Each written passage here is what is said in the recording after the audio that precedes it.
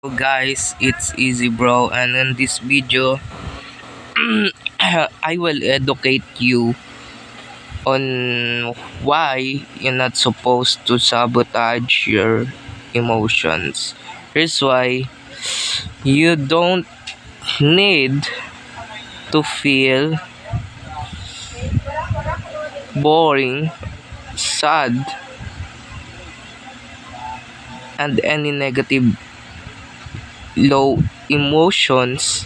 Means low emotions is you are in lower emotions, and you can shape yourself to just think higher emotions, thinking higher, positive, happiness, delightful.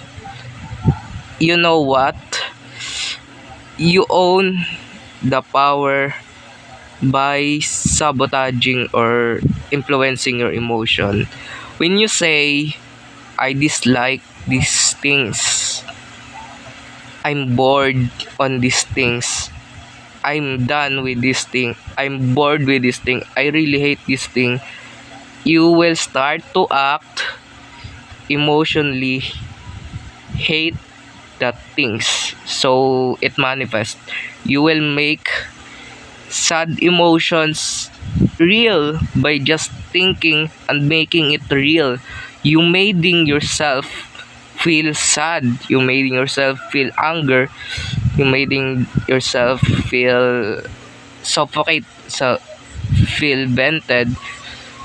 You actually paint your emotion. It's like a canvas and then there's a painter. But if your emotion is just plain and the drawings is black, it will turns you are in low emotion. But if your drawing is creative and light colors, it's happiness, it's gratitude, it's on brain chemical side, being gratitude, being filled of love is all higher energy emotions. It's serotonin, it's dopamine, it's adrenaline, it's oxytocin. It's a part of our evolution. If we feel so happy and so energetic, it's because we never feel sad.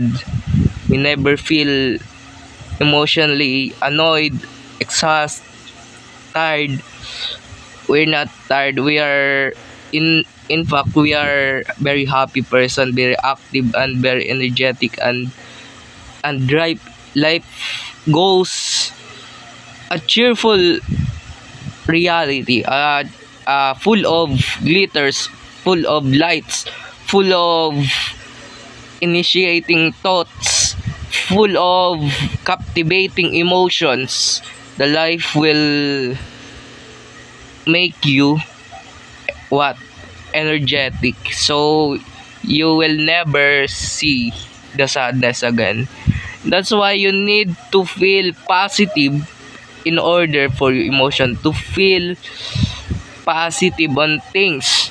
Don't feel bored because you acting bored and you making that you making your feel bored. Just be on high emotion. Learn to manipulate your emotions. Learn to hit the emotional high, which is the positive emotions. Learn to make positive thinking, positive emotion, positive drawing, positive lively life exists within you. Make your life change. Make your life glow. Make your life full of lights.